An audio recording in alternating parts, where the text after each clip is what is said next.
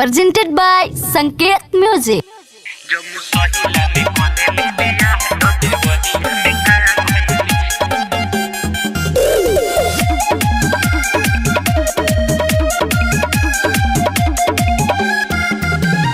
खुंदू बजरिया में भइल बावे मार बोल कहा कइले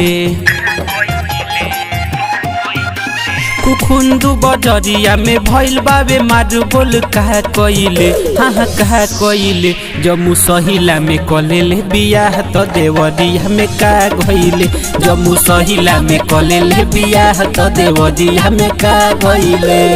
पटिनी सलेमपुर में तोरे बावे चारा चते छा गइले हाँ छा गइले जम्मू सहिला में कलेले बियाह तो देवरिया में का गइले जम्मू सहिला में कलेले बियाह तो देवरिया में का गइले।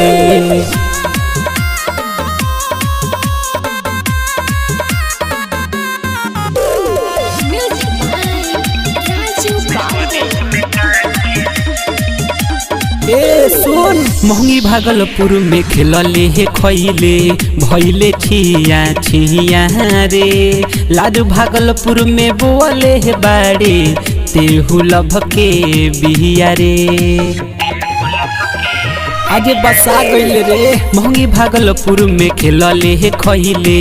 भइले छिया छिया रे लाडू भागलपुर में बोले बाड़े तेहू लभ के बिहिया रे बाठा बजरिया में तोरे बावे चारा चाते छा गइले बाठा बजरिया में तोरे बावे चारा चाते छा गइले हाँ छा गइले जम्मू सहिला में कलेले बियाह तो देवरिया में का गइले जम्मू सहिला में कलेले बियाह तो देवरिया में का गइले।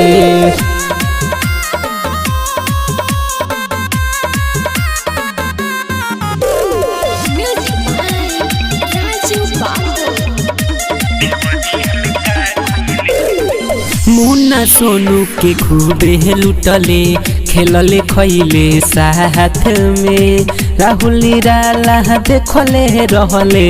बरहज एक दिन रात में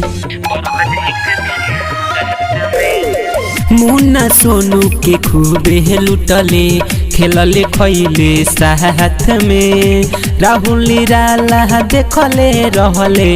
बरहज एक दिन रात में नूनो खार बैकुंठपुर में तोरे बावे चारा चाते छा गइले नूनो खार बैकुंठपुर में तोरे बावे चारा चाते छा गइले हाँ छा गइले जम्मू सहिला में कलेले बियाह तो देवरिया में का गइले जम्मू सहिला में कलेले बियाह तो देवरिया में का गइले।